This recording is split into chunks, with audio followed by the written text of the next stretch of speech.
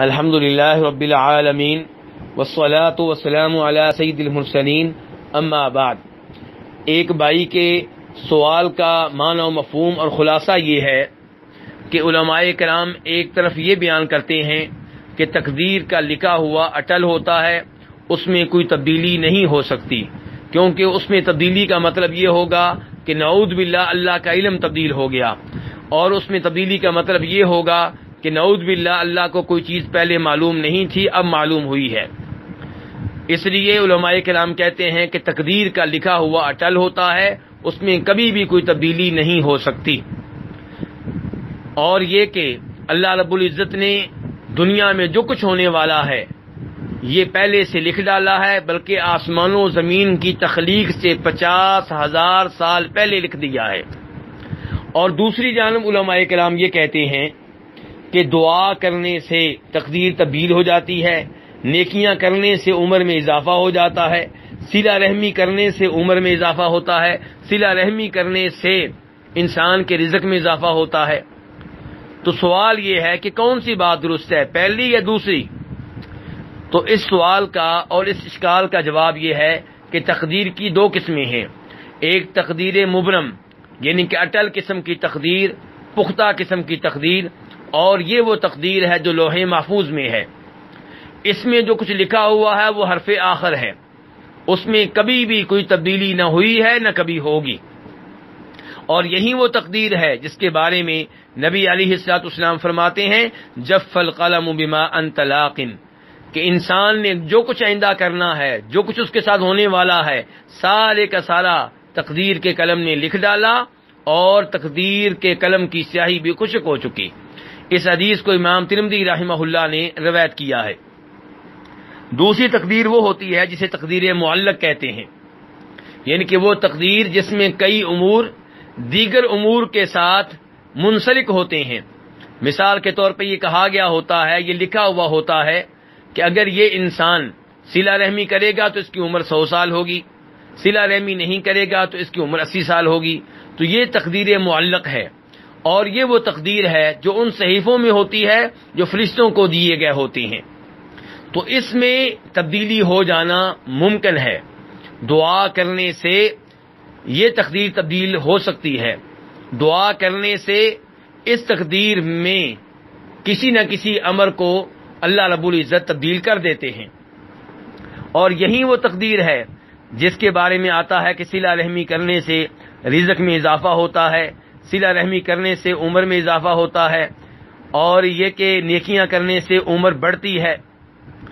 تو یہ سب کچھ تقدیر معلق کے بارے میں ہے، تقدیر مبرم کے بارے میں نہیں ہے۔ تقدیر مبرم کبھی بھی تبدیل نہیں ہوتی، اور تقدیر مبرم وہ ہے جو صرف اللہ کے علم میں ہے، اور تقدیر معلق یہ فرشتوں کے علم میں ہوتی ہے۔ امام ابن تیمیہ رحمہ اللہ ایسے ہی اشکالات کو دور کرتے ہوئے فرماتے ہیں کہ عمر دو طرح کی ہے، ایک وہ عمر جو صرف اللہ کے علم میں ہے، اور ایک وہ عمر جو معلق ہے۔ ابن تیمیہ رحمہ اللہ فرماتے ہیں کہ جب آپ یہ جان لیں گے کہ عمر دو طرح کی ہے تو پھر آپ اس حدیث کے معنی کو صحیح طرح سمجھ سکیں گے جس میں نبی علیہ الصلوۃ والسلام فرماتے ہیں کہ جس کو یہ بات اچھی لگتی ہے کہ اس کے رزق میں اضافہ ہو اور اس کی عمر میں برکت ہو، اس کو چاہیے کہ صلہ رحمی کرے۔ امام ابن تیمیہ مزید فرماتے ہیں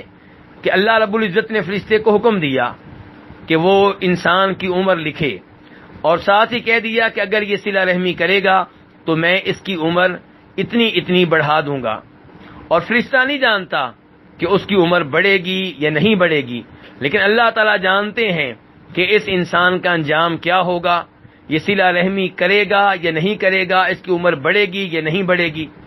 تو جب وہ وقت آتا ہے، جب وہ عمر پوری ہو جاتی ہے جو اللہ کے علم میں ہے، تو اس میں کوئی تبدیلی نہیں ہوتی، اسی عمر کے مطابق انسان فوت ہو جاتا ہے۔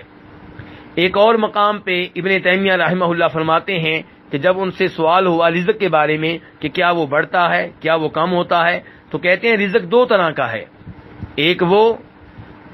جس کے بارے میں اللہ جانتے ہیں کہ وہ انسان کو دیں گے، تو یہ رزق تبدیل نہیں ہوتا، یہ انسان کو اتنا ہی ملتا ہے جتنا اللہ تعالیٰ جانتے ہیں۔ اور دوسرا وہ جو اللہ نے لکھا اور جس کے بارے میں اللہ نے فرشتوں کو بتایا، تو یہ جو رزق ہے اس میں اضافہ ہوتا ہے، اس میں کمی ہوتی ہے. یہ کلام ہے ابن تیمیہ رحمہ اللہ کا، یہ وضاحت ہے امام ابن تیمیہ کی طرف سے، اور یہ وضاحت ان کی مشہور و معروف کتاب مجموع الفتاوی میں دیکھی جا سکتی ہے. حافظ ابن حجر رحمہ اللہ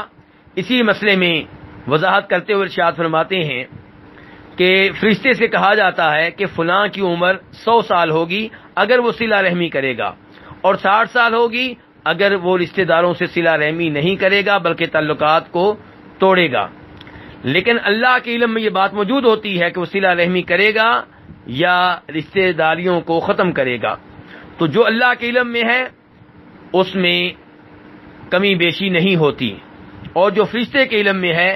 یہی وہ تقدیر ہے جس میں کبھی اضافہ ہوتا ہے، کبھی کمی ہوتی ہے. اور اسی کی جانب اشارہ کرتے ہوئے اللہ تعالیٰ فرماتے ہیں یمحو اللہ ما یشاء ویثبت،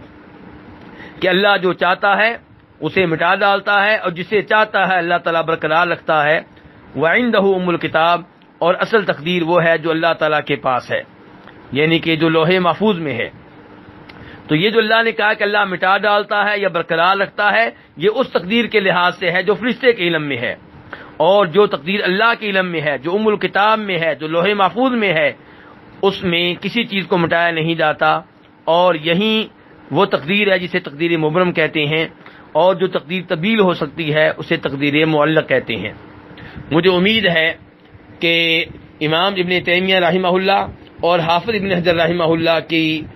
گفتگو کی روشنی میں یہ مسئلہ واضح ہو چکا ہوگا. اللہ تعالی ہمیں قرآن و حدیث پہ صحیح معنوں میں غور کرنے کی توفیق عنایت فرمائے، اور تقدیر پہ صحیح معنوں میں ایمان لانے کی توفیق عنایت فرمائے. وصلی اللہ تعالی علی نبیہ محمد وآلہ وصحبہ اجمعین.